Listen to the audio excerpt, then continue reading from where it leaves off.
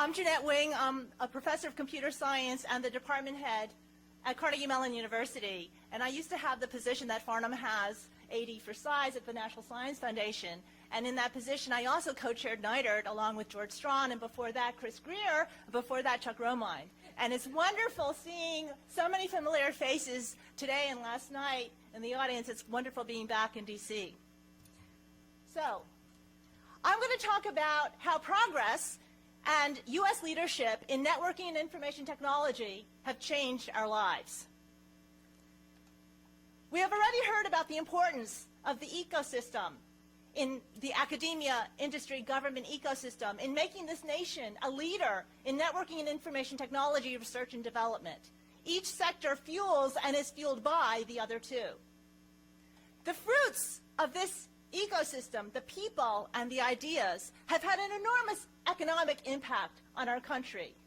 Certainly directly by producing new companies and thus new jobs and thus new wealth, but also indirectly and pervasively in all other professional and business sectors by enabling greater productivity, more efficient operation, and creating new outlets for Americans to be thinking of new innovations.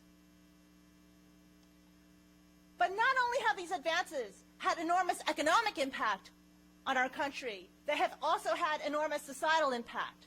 From the time we wake up in the morning to the time we go to sleep at night, in all activities of our daily routine, to what we do at work and what we do at play, we have come to rely on these advances in information technology. So let's see how.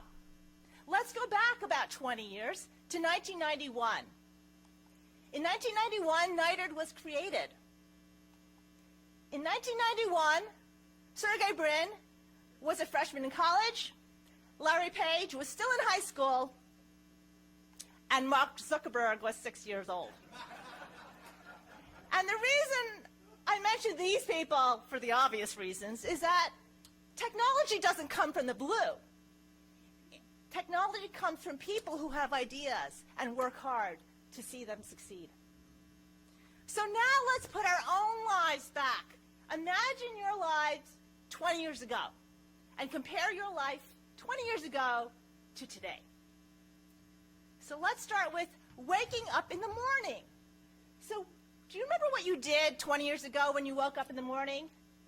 You probably went to the bathroom and washed your face and brushed your teeth and so on. What did you do this morning?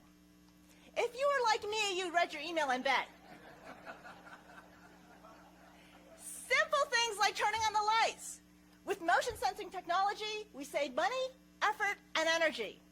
Similarly, in heating and cooling our homes, with programmable thermostats, we save energy, money, and effort. And the smart home of tomorrow will be instrumented with sensors and actuators that will interact with the smart grid of tomorrow. Cleaning the house. In 1991, the Dyson G-Force cyclonic vacuum cleaner was all the rage. Today, a robot that can vacuum wood floors, carpeting, and even pet hairs is all the rage. Remember those clunky headsets we used to use to make phone calls? Today, we have these sleek devices that do more than make phone calls. And when you make a phone call, you can see the person at the other end. Driving. These are pictures of a 1990 Cadillac. So these are more modern pictures of a car. But what's more interesting is, of course, what's under the hood. With programmable engine control units, automatic braking, automatic cruise control, automatic collision warning, and even automatic parking, a car today is just a network of computers.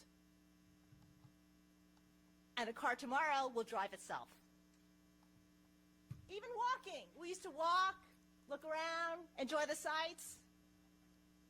Now we walk and text at the same time. We used to read paper maps to find our way. With GPS and online maps, we hardly get lost anymore. We used to say, look it up. Now we say, Google it. A wealth of information is at our fingertips through search engines and digital resources like Wikipedia. And here is my example of computational thinking in daily life. So this is a buffet table, much like we might see at lunchtime. And with my computational thinking hat on, I'd ask the question, how can I make sure that everyone can get their food as quickly as possible?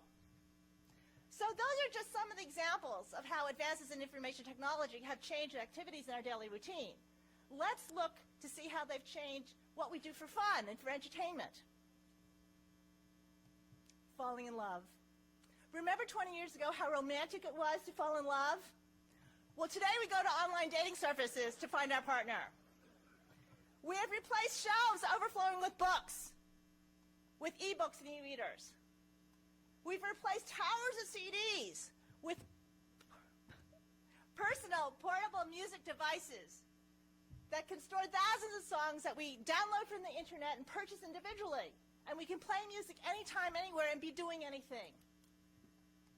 We've replaced VCRs and videotapes with video streaming and access to thousands of movies without getting off the living room couch. Remember how we used to go to the mall? And we would be loaded down with shopping bags? Well, now we shop online. This is a picture of the 1991 Super Bowl. And just a couple weeks ago, while watching the Super Bowl through live video stream on our smartphones, we could also follow Twitter feeds and blogs and participate in crowdsourced ad competitions. Kids today, to visit Grandma and Grandpa, can just use free internet video chat through services like Skype from the comfort of their family room. And visiting Grandma and Grandpa today, don't be surprised if you see robots in their home. And these robots will be monitoring their health, safety, and well-being. Well, some things don't change. However, before we start scolding our children for reading books under the cover, think of your own self lying in bed with your laptop or your iPad or your Kindle Fire propped on your tummy, watching TV or movies.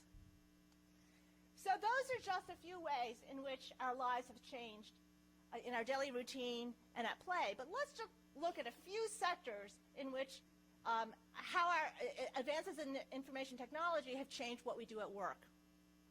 So let's consider healthcare. Advances in devices and networks and analytics are helping us to realize that a healthcare system that will be more cost-effective, safer, and more efficient.